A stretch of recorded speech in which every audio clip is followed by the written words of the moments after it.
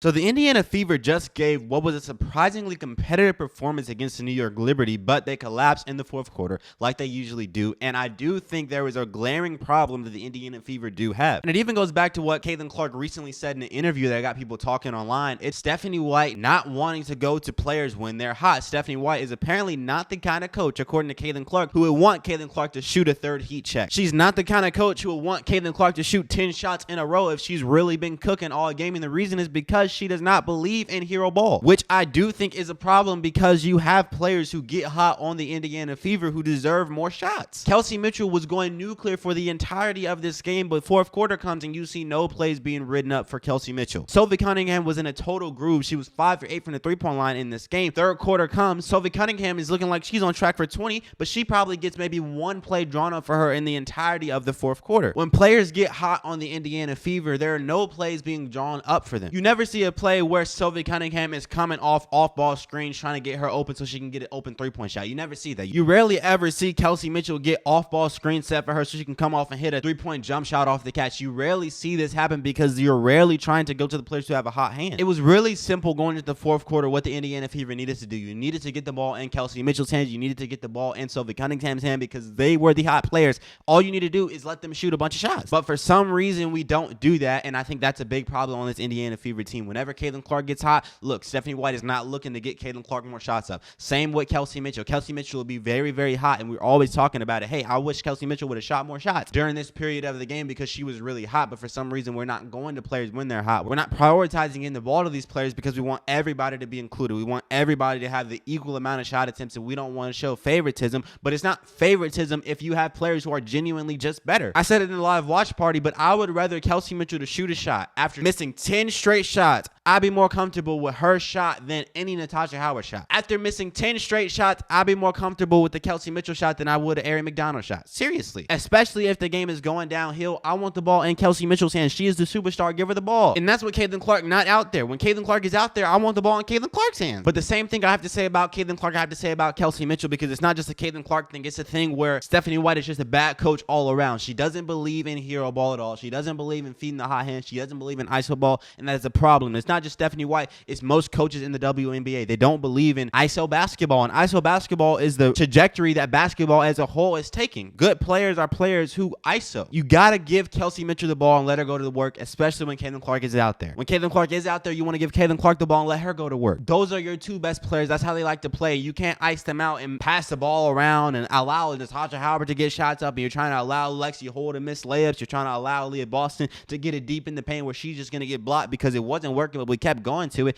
It's not working. Give the ball to Kelsey Mitchell. That's what's been working. Give the ball to Sophie Cunningham on the three-point line. Draw a play so she can get more open three-point shots. That's working. But besides that, who really expected the Fever to win this game anyway? No Caitlin Clark. This was not what anybody really wanted to watch. And I have a bone to pick with the Indiana Fever because I'm really curious as to how long Caitlin Clark's going to be out for. When Caitlin Clark went out with her last injury, the Indiana Fever put her status as questionable for the next game, even though she got injured on the first half of a back-to-back. So the next day they were going to have to play, and Caitlin Clark went down with the injury, and she looked so upset on the bench. It really didn't seem like she was going to be playing anytime soon. They put her status as questionable, misleading everybody, because a questionable status means that she might play. She's questionable. It seems like there's not really an injury. But no, Caitlin Clark was not questionable. Anybody with a brain knew she was not going to play, and now she's been out for a couple games here, and it's seeming like she's not going to be back anytime soon. And they did this last time with Caitlin Clark's injury, saying she was day-to-day, and day-to-day ended up turning into week-to-week. Why are we doing this? Why are we saying she's questionable? Why are we saying she's day-to-day? Just keep it how it is. Tell me how long Caitlin Clark is going to be out for. Give me an estimate. In the NBA, you'll get an official report of someone saying that this player is expected to be out for this amount of time. With the WNBA and Caitlin Clark, we've got none of that. Tell me how long she's going to be out for. Nobody wants to continue watching the Indiana Fever with no Caitlin Clark, and obviously they can't help it if she's injured, but be realistic with the fans so people aren't showing up to these games, getting led on, and believing that Caitlin Clark is close to being back or that she might be back the next game. Like, keep it 100. Like, tell her she's not going to be back for another 2 weeks. Just be realistic. It's seeming like Caitlin Clark is nowhere near being ready to play. I hope she can play in the next game, but I'm doubting it. And they keep making it seem like these injuries aren't a big deal, but they are a big deal. So you sit here and act like they're just day-to-day injuries. They're just questionable injuries, and she might play the next game, and so you're thinking, oh, maybe it'll be the next game. Oh, maybe it'll be the next game. Oh, maybe it'll be the next game. In reality, she hasn't even trained. She hasn't even been on the court in the past 5 days. I'm going to hold the Indiana Fever accountable to this because they said Caitlin Clark was questionable with that injury immediately after she got it, and everybody and their mama was expecting Caitlin Clark to be ruled out of that game, but they said she was questionable. questionable. And they did this with the day-to-day thing a while back. If they do it again here and Caitlin Clark ends up being out for 3 weeks and they don't ever say anything about the fact that they said she was questionable, then I'm going to have a problem with this team. But I already kind of got a problem with this team. It's not fun basketball that we're watching right now, but I'm not really having fun anyway with this team. Like, you have fun moments. Like today we had a lot of fun moments with this team, but every single time we get going and we get some fun stuff, it always gets spoiled by Stephanie White. Every single time the Fever get to playing fast, because Kelsey always loves to play fast.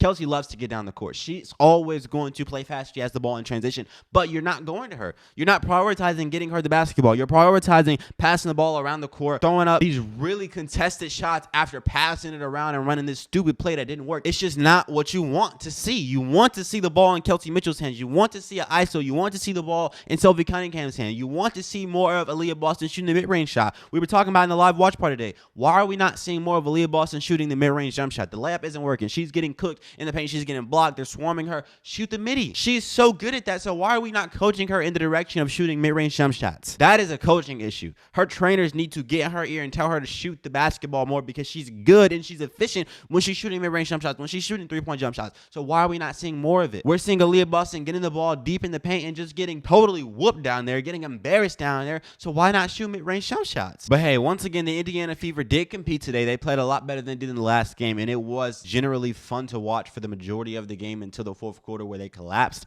I would have wanted to see more of the Indiana Fever going to what works, man. They went on like a 5 or 6 minute drought with no scoring, and it's like, you should have drew up some plays for Kelsey Mitchell. You should have drew up some plays for Sylvie Cunningham. They were hot. You should have came into the fourth quarter immediately going to them. You don't want to go to them after 5 minutes in the fourth. Go to them right when they're hot so you can stay in the game and maybe possibly get a lead early in the fourth quarter. But no, we're not even going to these players. We're going to Sydney Colson. It just don't make no doggone sense what be going on in the Indiana Fever coaching staff. But hey, it was better than the last games. Hopefully the Fever can get a win soon, man, because I'm not trying to continue to watch this team lose. This has been a very disappointing season so far, man. We've been waiting 6-7 months for the WNBA to come back. It finally comes back, and we got to watch this Indiana Fever team be so mid. We got to watch this slow style of basketball that's not very fun. You've been accustomed to seeing the Indiana Fever play fast if you're a Fever fan. We saw it all last year, but now we're watching the Fever play this slow game. Nobody wants to see this, man. I want to see the Fever get out in transition again. I want to see more of Kelsey Mitchell cooking. She should have had 35 points today, but she's not shooting the ball enough. There's no reason in a game without Caitlin Clark, Kelsey Mitchell should only shoot the ball 21 times. I'm a bold believer that Kelsey Mitchell should be getting up 25 to 30 shots with no Caitlin Clark out there, because you have no better bet. Would you rather Ari McDonald go 2 for 8 and Lexi Hull go 2 for 10 missing all her layups? Nobody wants that. I like Lexi Hull. I like Ari McDonald, but they have to be playing their role. I don't want to see them just chucking up shots for the heck of it, because you don't want to go to Kelsey Mitchell. Go to Kelsey. Kelsey is the savior. Let her hoop. But yeah, y'all, tough game for the Indiana Fever. Hopefully this stuff can get sorted out. I don't expect it to. We got one more roster spot. The Indiana Fever haven't done anything with it, man. We need some help over here in Indiana. Caitlin Clark cannot come back sooner. And when she comes back, we just got to pray she's in the groove and she's not still in the shooting slump. But yeah, y'all, hope you guys enjoyed this video. I certainly did. On to the next game, though. Hopefully the Fever can get a win. It was tough against the Liberty. Nobody really expected them to win, so you got to give them the benefit of the doubt here.